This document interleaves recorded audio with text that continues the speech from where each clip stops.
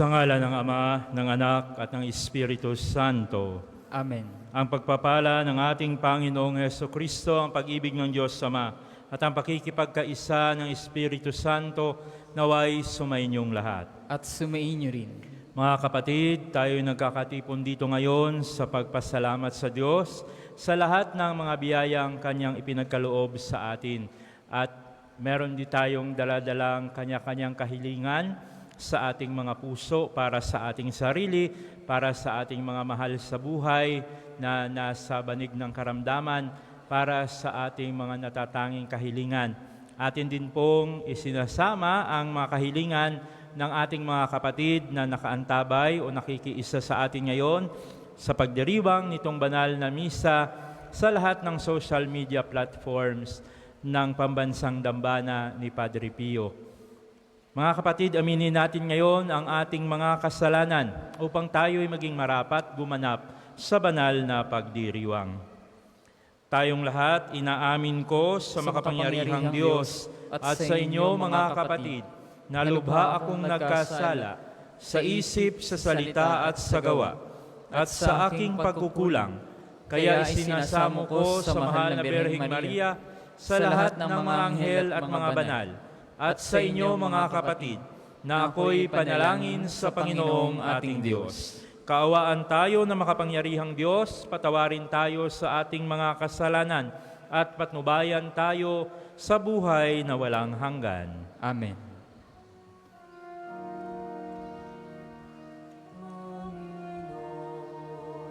Kaawaan mo kami,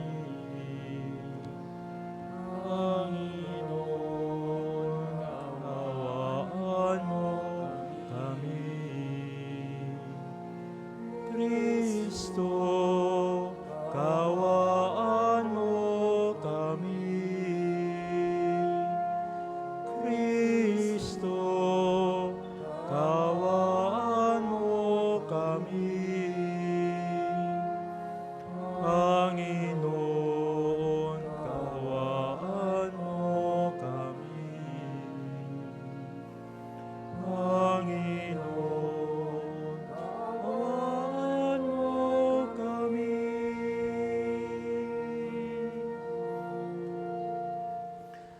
Manalangin tayo. Ama naming makapangyarihan, ginagawa mong kami magkaisa ng kalooban. Ipagkaloob mong ang iyong mga utos ay aming mahalin, ang iyong mga pangako ay hangarin naming tanggapin, upang sa anumang pagbabago sa paligid namin, manatiling matatag ang aming loobin, sa tunay na kasiyahang matatagpuan sa iyong piling. Sa pamamagitan ni Hesukristo, kasama ng Espiritu Santo, magpa sa walang hanggan. Amen.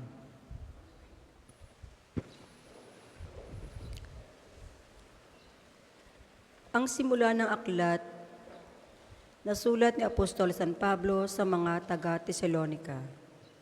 Mula kina Pablo, Silas at Timoteo, sa simbahan ng Tesalonica, mga hinirang ng Diyos Ama at ng Panginoong Hesukristo. Sumainyo nawa ang pagpapala at ang kapayapaan ng Diyos Ama at ng Panginoong Hesukristo.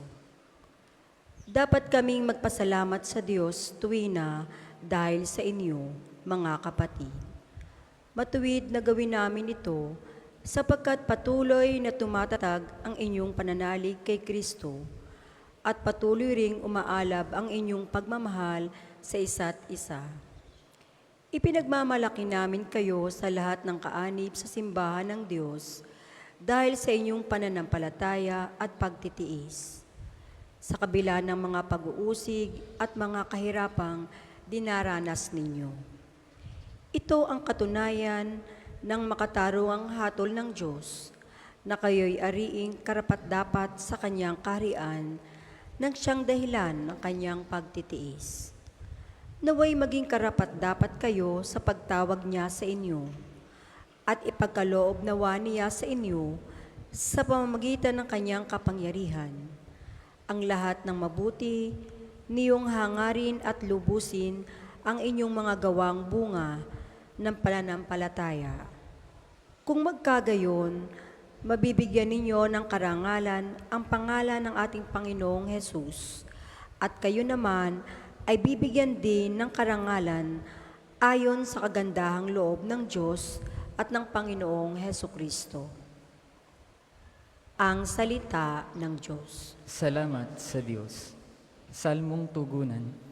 Sa lahat ay pinahayag, gawa ng poong nagligtas. Sa lahat ay pinahayag, gawa ng poong nagligtas. Purihin ang Panginoon, awitan ng bagong awit.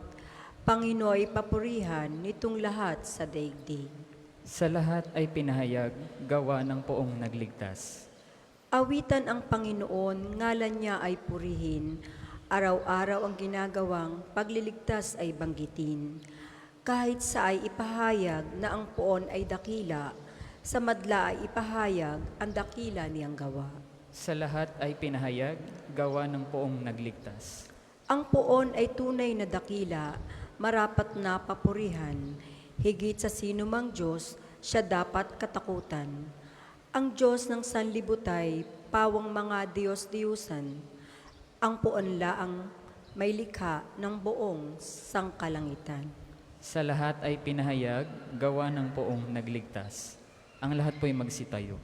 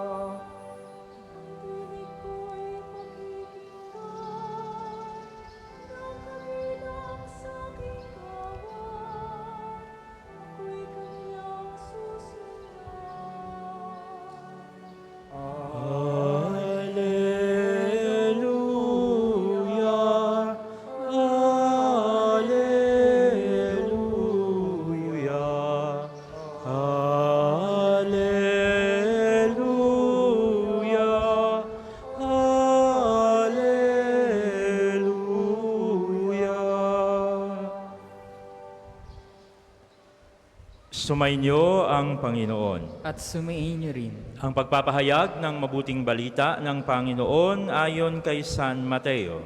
Papuri sa iyo, Panginoon.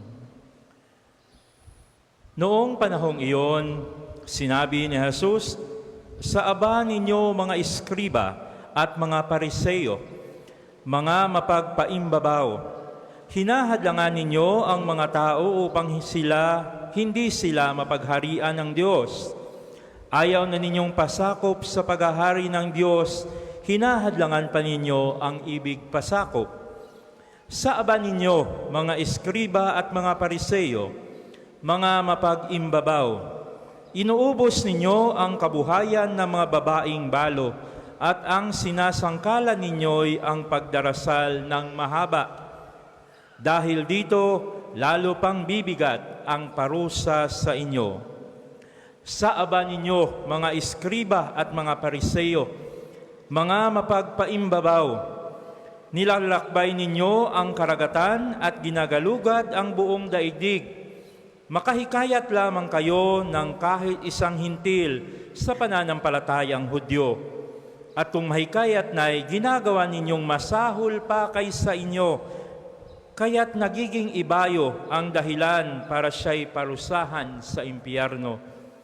Sa aba ninyo, mga bulag na taga-akay, itinuturo ninyo na kung ipanumpa nino man ang templo, walang anuman ito. Ngunit ang ipanumpa ay ang ginto ng templo, dapat niyang tuparin ang kanyang sumpa. Mga bulag, mga hangal, alin ang mas mahalaga, ang ginto o ang templong nagpapabanal sa ginto? Sinasabi rin ninyo na kung ipanumpa nino man ang dambana, walang anuman ito. Ngunit kung ang ipanumpa ay ang handog na nasa dambana, dapat niyang tupdin ang kanyang sumpa.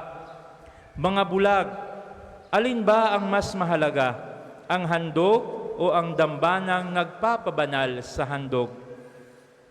Kaya nga, kapag ipinanumpa ni numan ang dambana, ipinanunumpa niya iyon at ang lahat ng handog na naroroon.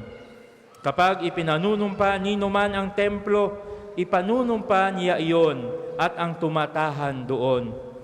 At kapag ipinanumpa ni numan ang langit, ipanunumpa niya ang trono ng Diyos at ang nakaluklok doon.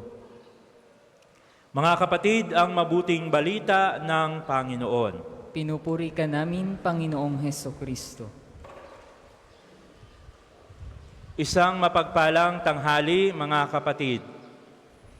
Ngayong araw ay tayo nagkakatipon dito, gaya ng sinabi ko kanina sa introduction, meron kayong kanya-kanyang kadahilanan kung bakit kayo ay nandito sa pambansang dambana ni Padre Pio.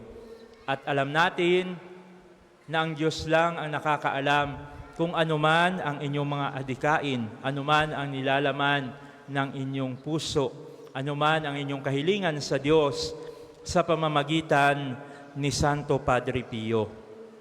Mga kapatid, noong Sabado ay binasa natin ang Ebanghelyo ni San Mateo, Kapitulo 23, versikulo 1 hanggang 12. Narinig natin doon kung paanong tinuligsa ng Panginoong Hesus ang mga iskriba at mga pariseyo dahil sa pag-uugali nilang mapagkunwari.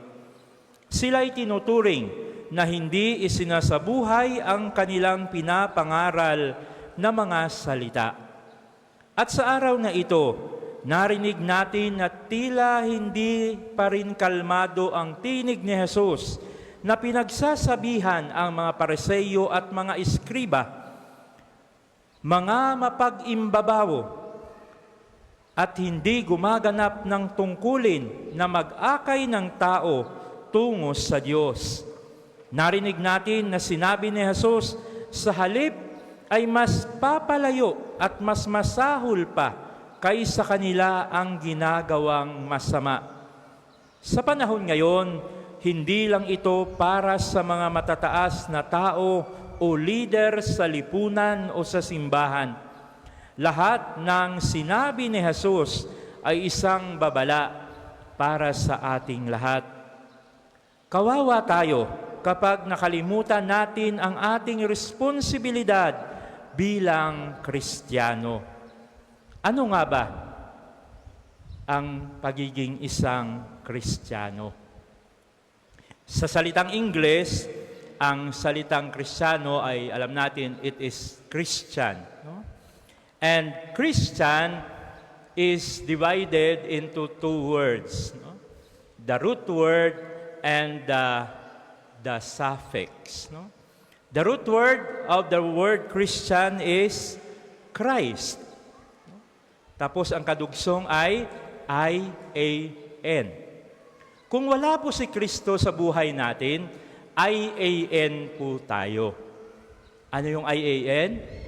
I am nothing. I am nothing. Wala po tayong kabuluhan kung wala si Kristo sa buhay natin. Kaya tayo tinatawag na Kristiyano. At bilang Kristiyano, meron tayong dalawang tungkulin. Una, ang tunay na Kristiyano ay sumusunod kay Kristo. Christ is the beginning and the end of our being Christian. Ano ba ang kakanyahan ni Jesus? Mapagkumbaba. Hindi nagyayabang at hindi inaangat o nagmamalaki sa iba. Nagsisilbi sa kapwa para sa ikabubuti at sa kapakanan ng iba kahit na hindi unahin ang sarili. Pangalawa, ang pag-aakay ng ibang tao upang tularan at sundan si Kristo. Ang ating pagiging Kristiyano, mga kapatid, ay ang pagsasabuhay ng katuruan ni Jesus. At ito ay para maging daan tayo ng kabutihan ng ating kapwa. Kaya lang ang mundo ngayon ang mundo ay makasarili. Hindi pala ang mundo. Ang tao sa mundo ay makasarili. Ako muna, ako muna. Pag may sobra, meron kayo. No? Pero ipinaparinig, ipinapaalala sa atin ni Jesus na ang pagiging Kristiyano ay inuuna muna ang kapakanan ng kapwa kasi yun ang kanyang isinabuhay. Inalay niya ang kanyang buhay para sa ating lahat. Ang sabi ni Jesus, there's no greater love than to offer your life for your friend. Ang sarap siguro pag lahat tayo ay iniisip ang kapakanan ng ating kapwa. Walang magugutom, walang malulungkot, walang magkukulang kung ang lahat ay ang kapwa ang iniisip. Mga kapatid, napapansin mo ba kung ano ang pagbabago at kinahihinatnan ng mga taong nakapaligid sa iyo? Unang taong kinakausap mo at malapit sa iyo, nagiging mas mabuti ba sila na tao sa pamamagitan mo? Natutulungan mo ba silang mapalapit kay Jesus at makagawa ng mabuti? Ang favorite pastime nating mga Pilipino ay ang pag-usapan ang buhay ng ating kapwa. Di po ba? Ang sarap pag-usapan ng buhay ng may buhay. Ngunit, sa inyong pagchichismisan sa buhay ng inyong kapwa, saan kayo nakakakita na ang pinagchichismisan ay ang mga kabutihang nagawa ng kanilang kapwa? Walang nakikipagchismisan na mabuti ang tema, na mabuting buhay ang pinag-uusapan. Kasi boring. Pero kung ang baho ng iba ang ating pinag-uusapan, ang sarap pag-usapan.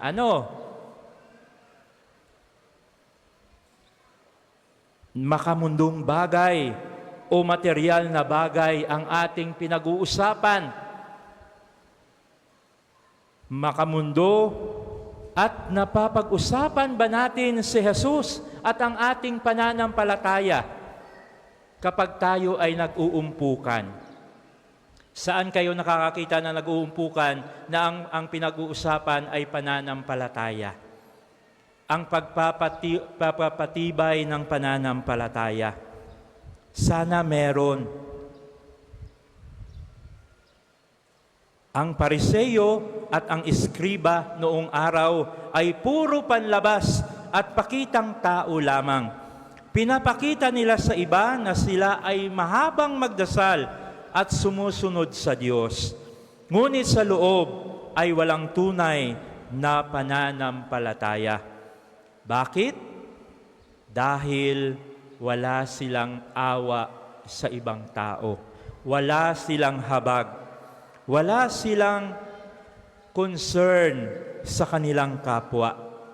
Mga kapatid, ito ang mahalagang aral ng ating mga pagbasa ngayon. Hindi madaling magiging Kristiyano kasi may kaakibat itong responsibilidad. Subalit, kung gaya ni San Pablo sa ating unang pagbasa, sana ay mapuno din ang puso natin ng pasasalamat. Walang hanggang pagpupuri sa Panginoon sapagkat nakita natin at nadama ang kabutihan ng Diyos sa atin kapag pupunuin natin ang puso natin at sarili ng mga positibong bagay. Papuri at pasasalamat ay magiging magaan ang ating pagtulong at sakripisyo para sa ating kapwa. Sa mundo natin ngayon, sa inyong mga sarili, sa inyong mga puso, may mga Pariseo pa ba at Iskriba na naghahari sa inyong puso? Sa anong paraan? Paano natin ito maiwawaksi at malalabanan? Isa lang po ang kasagutan. Hingin natin ang tulong ng Diyos at ibigay sa Kanya ang lahat ng ating kahinaan. Gaya nga ng sabi, it is when I am weak that I become strong. Let that be our prayer sa ating pagpapatuloy ng ating banal na pagdiriwang.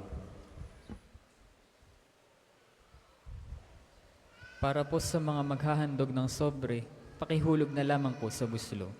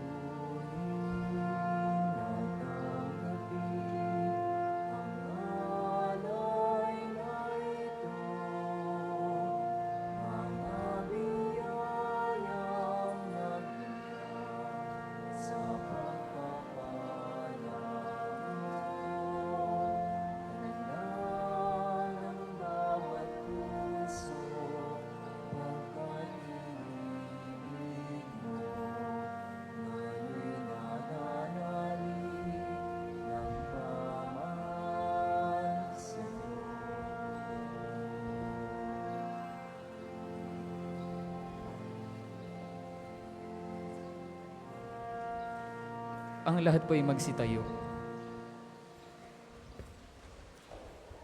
Manalangin kayo mga kapatid o mga paghahain natin ay kalugdan ng Diyos sa mga makapangyarihan sa lahat. Tanggapin nawa ng Panginoon itong paghahain sa iyong mga kamay, sa kapurihan niya at karangalan, sa ating kapakinabangan, at sa buong sambayanan niyang banal.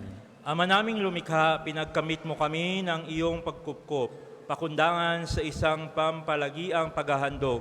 Kaya't sa iyong sambayanan ay iyong ipagkaloob ang pagkakaisa at kapayapaang nagbubuklod. Bunga ng aming mga alay na iyong ikinalulugod. Sa pamamagitan ni Jesucristo kasama ng Espiritu Santo, magpa sa walang hanggan. Amen. Sumainyo ang Panginoon. At sumainyo rin. Itaas sa Diyos ang inyong puso at diwa. Itinaas na namin sa Panginoon. Pasalamatan natin ang Panginoong ating Diyos. Marapat na siya ay pasalamatan. Ama naming makapangyarihan, tunay ngang marapat na ikaw ay aming pasalamatan. Pinagbibigyan mong ito'y aming maihayag, kahit na ito'y walang anumang maidaragdag sa kadakilaan sa iyo'y likas. Sa pagpupuri namin, ang nakikinabang ay kami ring iyong pinakikiharapan sa pamamagitan ng iyong anak na minamahal. Kaya kaisa ng mga anghel na nagsisiawit ng papuri sa iyo nang walang humpay sa kalangitan, kami nagbubunyi sa iyong kadakilaan.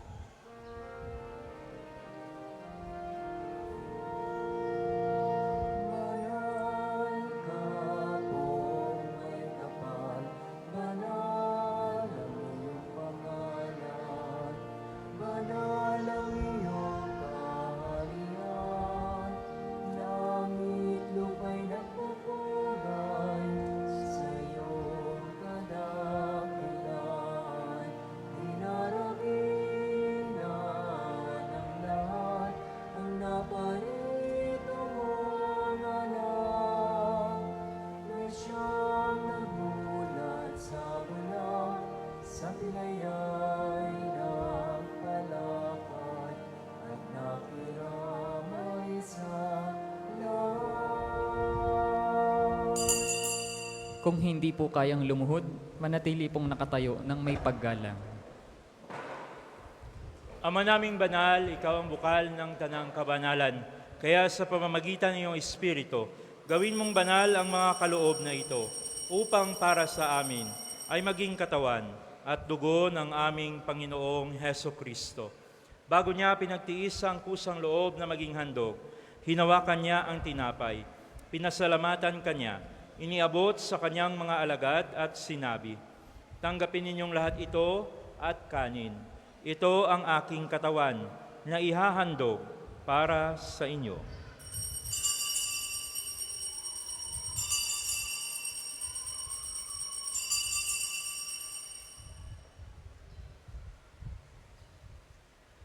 Gayon din naman, matapos ang hapunan, hinawakan niya ang kalis, muli kanyang pinasalamatan, iniabot sa kanyang mga alagad at sinabi, "Tanggapin ninyong lahat ito at inumin.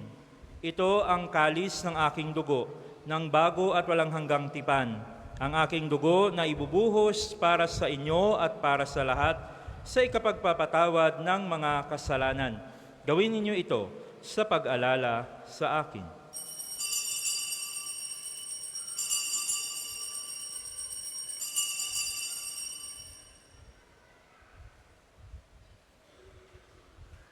Ipagbunyihin natin ang misteryo ng pananampalataya.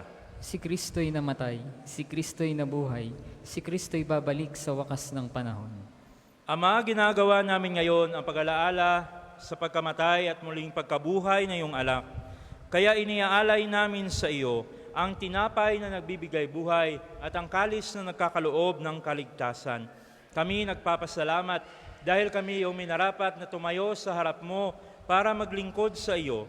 Sinasamo namin kami magsasalo-salo sa katawan at dugo ni Kristo ay mabuklod sa pagkakaisa sa pamamagitan ng Espiritu Santo. Ama, lingapin mo ang iyong simbahang laganap sa buong daigdig. Puspusin mo kami sa pag-ibig. Kaisa ni Francisco na aming Papa, ni Gilbert na aming Arsobispo, ng Tanang Kaparian, ng mga reliyoso, ng mga pinuno ng aming sambayan ng Kristiyano, at kaming lahat na nagkakatipon dito. Alalahanin mo rin ang mga kapatid naming nahimlay nang may pag-asang sila'y muling mabubuhay, gayon din ang lahat ng mga pumanaw. Kaawaan mo sila at patuloyin sa iyong kaliwanagan. Kaawaan at pagindapatin mo kaming lahat na makasalo sa iyong buhay na walang wakas. Kaisa ng mahal na Berheng Maria na ina ng Diyos, kaisa ni San Jose ang kanyang kalinis-linisang esposo, kaisa ng mga apostol, ni Santo Padre Pio at ng lahat ng mga banal na namuhay dito sa daigdig ng kalugod-lugod sa iyo, maipagdiwang nawa namin ang pagpupuri sa ikararangal mo sa pamamagitan ng iyong anak na aming Panginoong Heso Kristo. Sa pamamagitan ni Kristo, kasama niya at sa Kanya, ang lahat ng parangal at papuri ay sa iyo, Diyos amang makapangyarihan, kasama ng Espiritu Santo, magpa sa walang hanggan.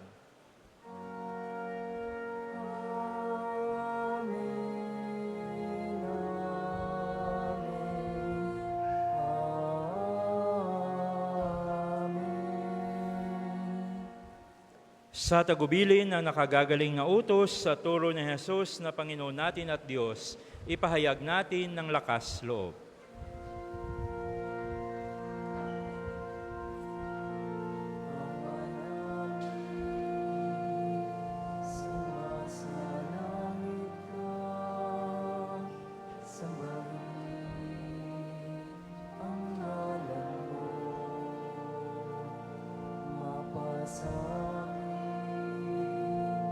Ang kaharian mo, sundin ang loob mo,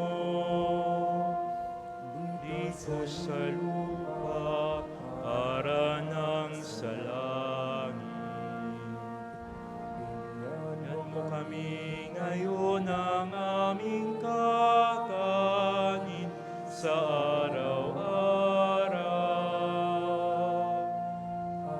patawarin mo kami sa aming mga sala para ng pagpapatawad namin sa nagkakasala sa amin.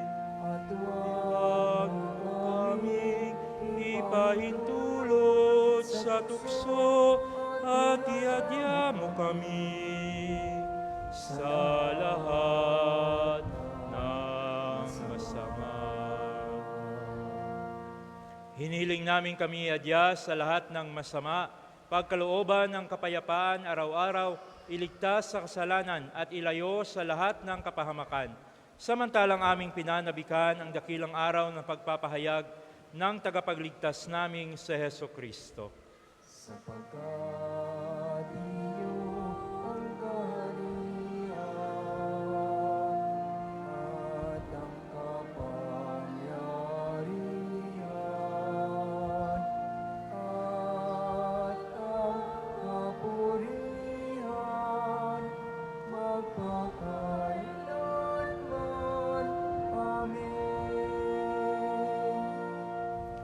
Panginoong Heso Kristo, sinabi mo sa iyong mga apostol, kapayapaan ang iniiwan ko sa inyo.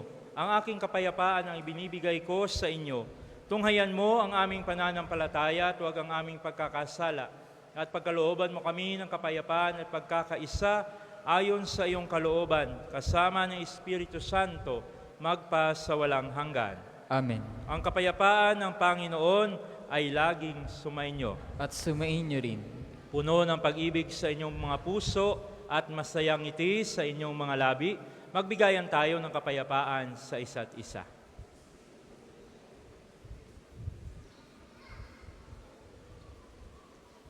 Kordero ng Diyos na nag-aalis ng mga kasalanan ng sanlibutan, maawa ka sa amin.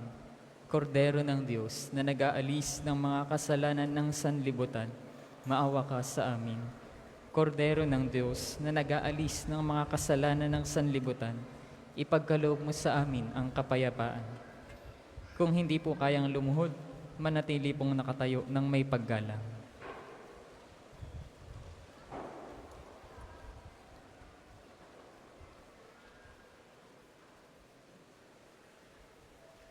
Mga kapatid, eto si Kristo, ang Kordero ng Diyos. Siyang nag-aalis ng mga kasalanan ng sanlibutan.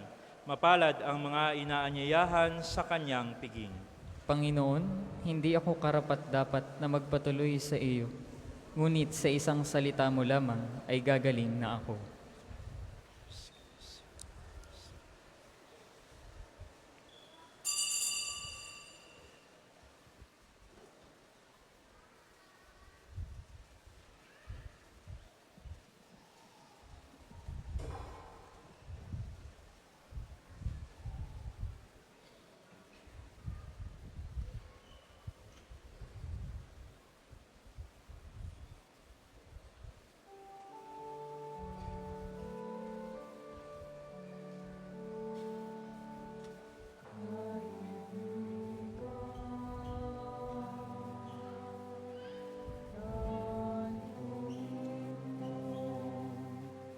Isang paglalakbay ang buhay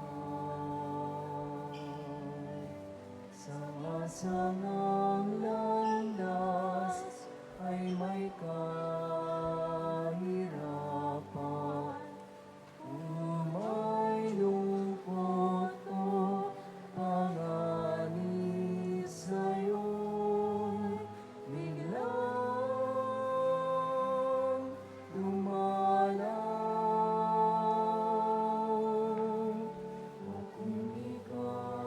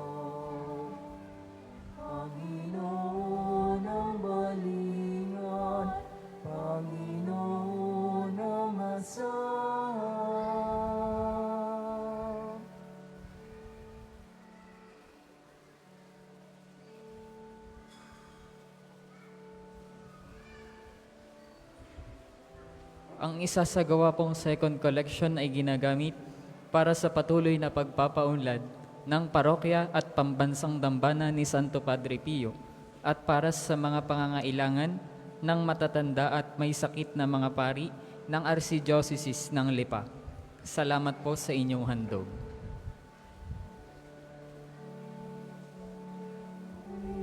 Ikanya'y halina, lumapit sa akin. Kayong mga napapagalaking pag-ibig, kawain bigat ng inyong pasanin. Ayaking pagagaling.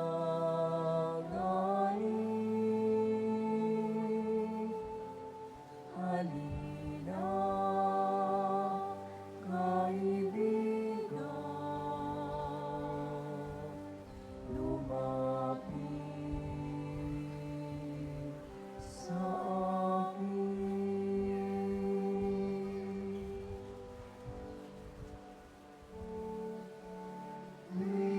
Ikanya'y halina, lumapit sa akin.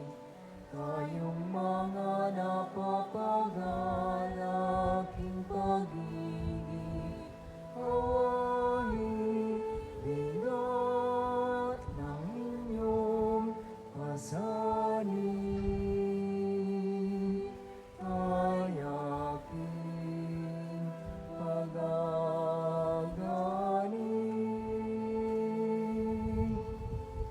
Halina, kaibigan, lumapit sa akin.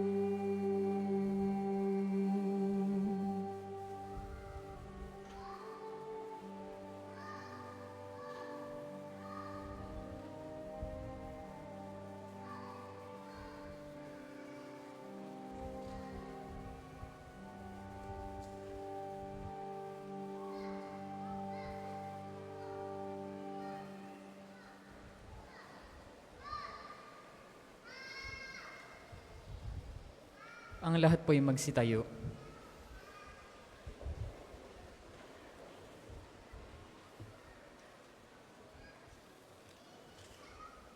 Manalangin tayo. Ama naming mapagmahal, lubusin mo sa amin ang kagalingang bigay ng iyong pag-ibig na ngayon ipinagdiriwang at kami naway magkaroon ng ganap na kaunlaran upang sa lahat ng aming pinagkakaabalahan, ikaw ay aming mabigyang kasiyahan. Sa pamamagitan ni Jesucristo, kasama ng Espiritu Santo, magpa sa walang hanggan. Amen. Sabay-sabay po nating dasalin ang panalangin ng pagtitiwala kay Santo Padre Pio. Padre Pio, taga Pietrelcina, mongheng banal, pintakasing santo ng milenyong kasalukuyan, gabay namin sa pagtahak sa landasing makalangit, takbuhan sa pangangailangan, huwaran ng pagtitiis. Sa iyo namin inilalapit aming mga kagipitan, sa iyo po ibinibilin kalusugan at kabuhayan.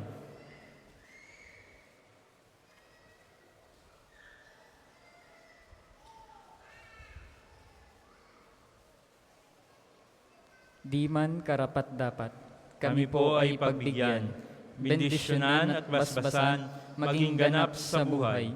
Lumayo nawa kami, umiwas sa kasalanan, lumapit lagi sa Diyos, maging matatag at matibay.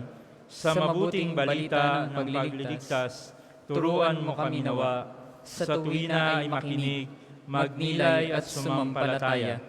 Amin pong pakiusap itong mga kahilingan, puso ay nagsisisi, nagtitikang taimtiman.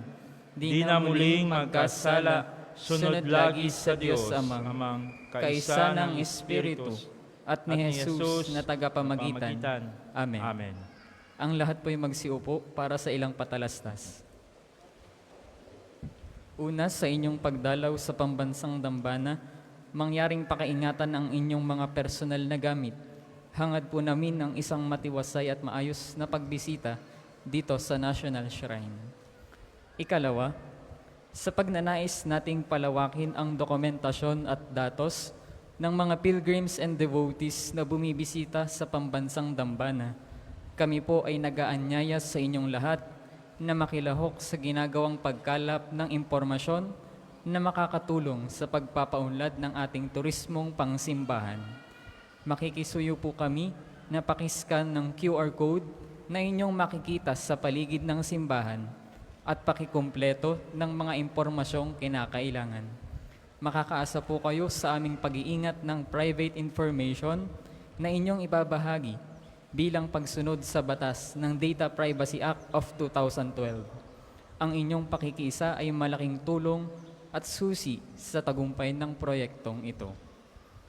Ang susunod pong misa ay sa ganap na 2 ng hapon. Maraming salamat po at mangyaring panatilihin natin ang kalinisan, katahimikan at diwa ng pananalangin sa loob at labas ng ating mga simbahan.